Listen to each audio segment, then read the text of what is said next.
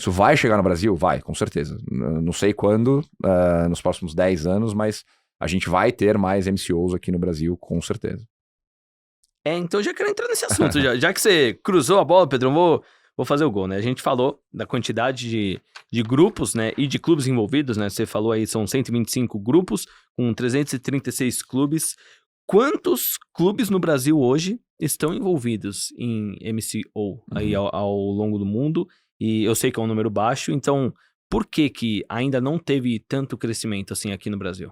Acho que o primeiro é que a gente é uma indústria nova ainda, do ponto de vista de compra e venda de clube, de alocação de capital, de segurança jurídica para que isso aconteça, dada a situação do próprio Vasco aí. A lei foi aprovada há 3 anos, né? Até o Rafa Viana, quando veio aqui, comentou que ele tinha a expectativa de que fosse ter muito mais coisa, muito mais negociação, muito mais grupo entrando, etc. E eu entendo o ponto dele, mas também penso que do outro lado, na cadeira de investidor agora, que Sim. você precisa pagar pra ver, né? Fala assim, cara, vamos ver o que vai acontecer. Claro que quem entra antes, né? Como o Ronaldo comprou um risco enorme, capturou valor, conseguiu criar um negócio, né, virar um negócio muito rápido e ganhar dinheiro fazendo isso, nada mais justo. Comprou o risco, tem um retorno.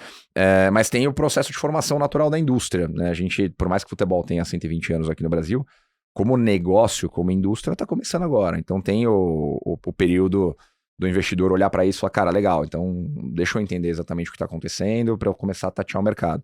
Né, colocado, a gente já chegou a ter no Brasil aí dos principais MCOs do mundo, 5 deles atuando por aqui, né? No momento que a gente tinha o City atuando no Bahia, o Textor atuando no Botafogo, a Red Bull com o Red Bull Bragantino, que são os 3 que ainda estão, e né, todos, não posso atestar aqui por todos, mas todos aparentemente muito bem dentro da tese deles. Aí tem os desafios esportivos, claro, né? O Botafogo tá tendo um ano incrível, o Red Bull Bragantino tá tendo um ano mais difícil, o Bahia tá tendo um ano dentro da expectativa deles, imagino, não sei exatamente, não conheço o plano.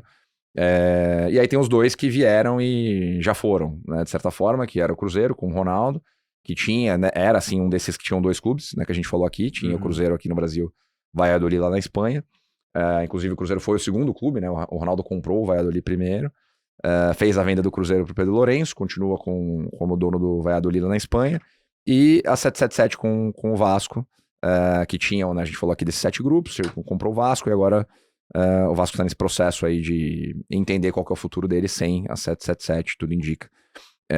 Então, a gente já chegou a ter esses 5, hoje são principalmente esses 3, tem alguns outros movimentos acontecendo, a gente está participando de alguns deles, inclusive, né? Tem até uma brincadeira que a gente faz no escritório, né? Será que dentro dessa característica aqui, você pode classificar a Outfield Ventures, né, a nossa gestora, como um MCO, porque a gente tem participação minoritária no Curitiba e no Maringá? Pode ser sim, pode ser que não. Aí é uma discussão legal de ter. A gente não se considera para todos os efeitos, mas dependendo da categorização, pode ser que sim.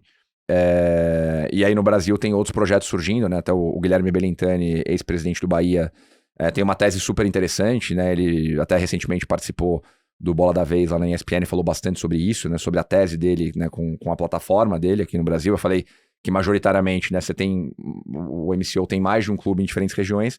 A tese do Belintani é por um outro caminho. Eu vou ter vários clubes dentro da mesma região, só que com perfis diferentes, né? Então ele adquiriu a SAF do Londrina, né? Nosso rival lá de Maringá, que hoje é o principal clube da plataforma dele. Ele tem outros clubes mais voltados para a formação, né? Então tem uma construção que ele está fazendo que é inovadora dentro do que foi feito em termos de MCO até agora. É um exemplo legal que a gente tem usado aí para mostrar que a indústria está evoluindo, né? Não é tudo necessariamente o mesmo tamanho, do mesmo jeito, né? Tem formas diferentes de você seguir com essa estratégia de grupo multiclubes. E esse modelo do Belintani, você também encontra lá fora? Ou é mais um modelo que ele criou de ter mais de um clube no mesmo país? No mesmo país é difícil ter, né? Você tem dentro principalmente no mercado americano, você tem, como várias modalidades são muito bem desenvolvidas, você tem uma derivada do MCO, que é o MSO, que é o Multi-Sports Ownership, que é o cara que tem mais de um time, mais de uma franquia em diferentes esportes. Então o cara tem um time na NBA, um time na NFL, um time no beisebol, um time na MLS, um time no futebol europeu. Então tem surgido exemplos como esse. O principal deles hoje no mundo é o Kroenke Sports Entertainment, que é do Stan Kroenke, que é um bilionário americano, que é dono do Los Angeles Rams, da NFL, do Denver Nuggets, da NBA, do Colorado Rapids, da MLS, Colorado Avalanche, da NHL, que é o hockey, e o Arsenal na Premier League.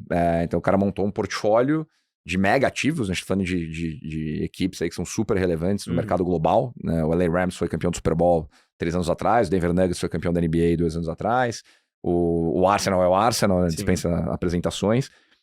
Então é uma variante aí da tese de MCO no MSO também, que é uma possibilidade, mas 2 clubes de futebol dentro do mesmo país, a gente tem visto poucos exemplos aí no mundo todo. E ainda, ficando um pouco mais no futebol brasileiro... Com controle, né? Tá. Com controle. Né? Okay. Você tem o cara que é dono de mais de 51% do clube dentro do mesmo país. Entendi. Mas ainda ficando aqui no Brasil, Pedrão, eu vou fazer uma pergunta, eu vou pensar bem pra fazer essa pergunta, que eu não quero ser mal interpretado. Eu sei que o Botafogo é um time gigante, o Vasco, o Cruzeiro, o Bahia também, claramente, mas você acha que aqui no Brasil a gente pode ver um movimento de clubes gigantes que estão vivendo um bom momento virar MCO? Porque assim, falei desses clubes, mas se a gente lembrar, quando o Ronaldo chega do Cruzeiro, a situação do Cruzeiro era caótica, o Textor no Botafogo também, a situação do Vasco. Você acha que pode ter um movimento de pegar um time que já tá lá em cima, brigando ali por títulos, vem uma empresa, um grupo, compra esse time, vira um MCO pra virar uma potência no país, aqui no Brasil? Eu entendo que sim, cara. Eu acho que, de novo, a gente tá no amadurecimento do mercado e vendo tudo acontecer na nossa frente. O que eu aposto muito que vai começar a acontecer, e foi até uma pergunta que eu fiz pro Ávila aqui no nosso primeiro episódio, é o que a gente tem chamado lá na Outfield de MCO às avessas. Então, assim, legal.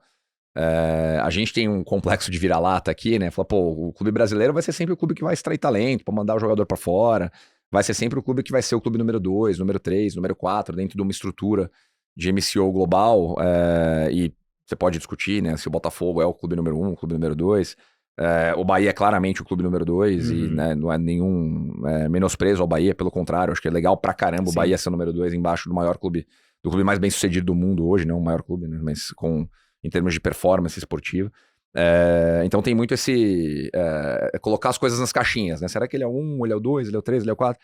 E os clubes que você comentou aí, né, que são os 4, as 4 megamarcas do futebol brasileiro, em termos de torcida, Flamengo, Corinthians, São Paulo e Palmeiras, será que eles têm um potencial para ser parte de um MCO? E mesmo outros clubes que têm muita relevância, né? Se pegar um Grêmio, o Inter, um Atlético Paranaense, o próprio Curitiba, que tem muita torcida, todos os clubes do Nordeste, né? Fortaleza, Ceará, Sport, Vitória. Será que esses clubes têm potencial para ser parte de um MCO? A resposta é que sim. Agora, qual MCO eles podem ser parte, né? Você pode ter um formato em que esses clubes sejam o principal clube de um MCO.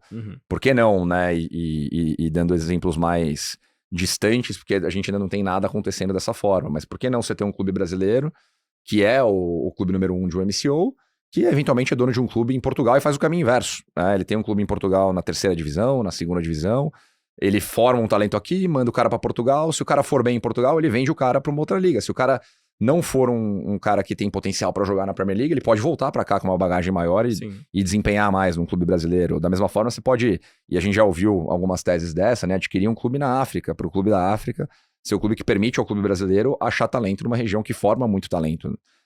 Então, de novo, acho que a gente está muito no começo do que é o mercado global do futebol consolidado, e ainda mais no começo aqui do Brasil, mas a gente entende que, cara, isso vai acontecer. Não sei se com um desses 4 que eu comentei, aí entra o aspecto mais político da coisa, é super complexo, né? A gente já falou aqui de SAF do Corinthians em outros episódios, né, o São Paulo, o Palmeiras, o Flamengo. O ponto que eu acho legal é que os clubes não estão refutando categoricamente a ideia. Tá.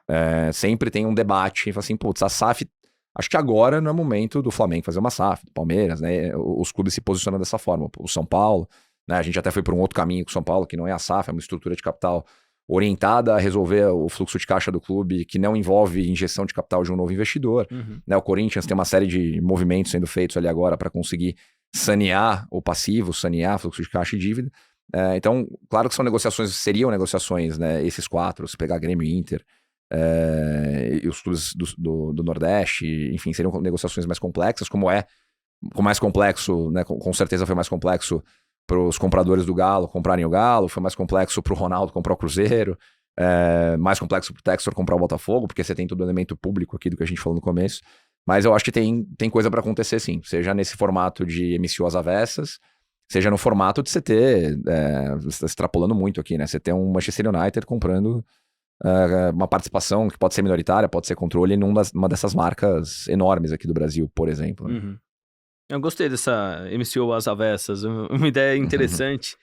E ainda fica no futebol brasileiro, Pedro, acho que é a última no futebol brasileiro aqui que eu tenho. Você acha que não termos ainda, vou falar ainda que eu tô otimista, no Brasil, uma liga unificada, você acha que isso também acaba afastando um pouco os investidores para possíveis MCOs? Isso entra um pouco naquela brincadeira que eu fiz agora há pouco do pagar para ver, né? Porque você tem... e, de novo, não é nenhum demérito ao mercado brasileiro, porque a gente está construindo essa trajetória agora. Mas tem diversos investidores lá fora, a gente fala com muitos deles, que estão monitorando a situação, que estão olhando para o mercado, que até já vieram aqui, já falaram com o clube e constantemente estão acessando informação, que entendem que o Brasil tem potencial para ser uma das top 5, né, ligas do mundo. E eu até sou mais otimista, acho que a gente tem potencial para ser top 3. Se a gente tirar Premier League e La Liga, que estão naturalmente em outro patamar, acho que nada nos impede, com uma liga organizada, com um produto melhor e com clubes com gestão muito mais qualificada, nada nos impede de ser maior que a Bundesliga, do que a Série A italiana e do que a Liga francesa. A gente tem os insumos aqui para fazer isso.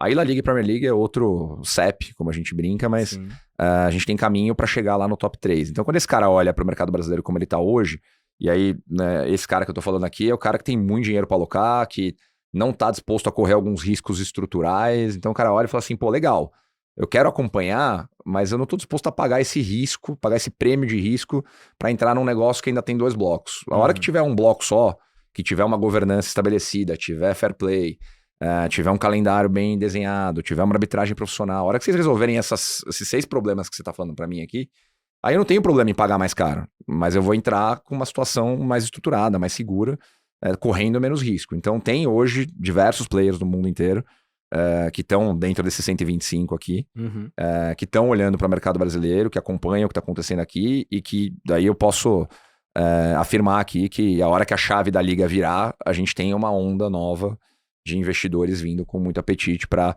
participar disso. Pode ser como um acionista controlador majoritário aí comprando alguma SAF com mais de 50%, pode ser com uma participação minoritária em SAFs que já estão aqui, ou mesmo em associações, se o cara entender que faz sentido, mas tem sim essa espreita da galera ali olhando e falar, pô, eu gosto, entendo a oportunidade, mas eu quero ter um ambiente mais seguro para eu entrar com uma liga já formada.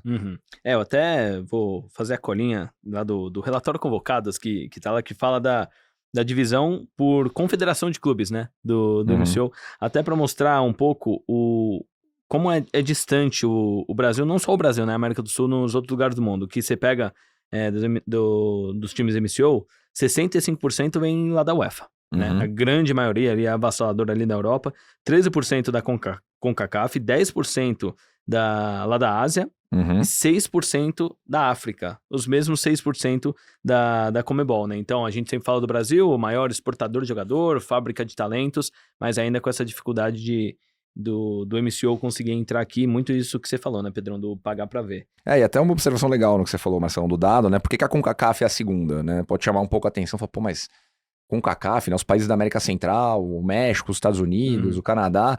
É que lá você tem uma particularidade muito específica daquele mercado. Primeiro, o MLS, você não tem rebaixamento, então é uma lógica muito similar às outras ligas americanas. Então, para o investidor, isso é super seguro. Fala, pô, eu não tenho risco esportivo e o valor do negócio está crescendo, ótimo, eu topo pagar um prêmio para estar lá dentro.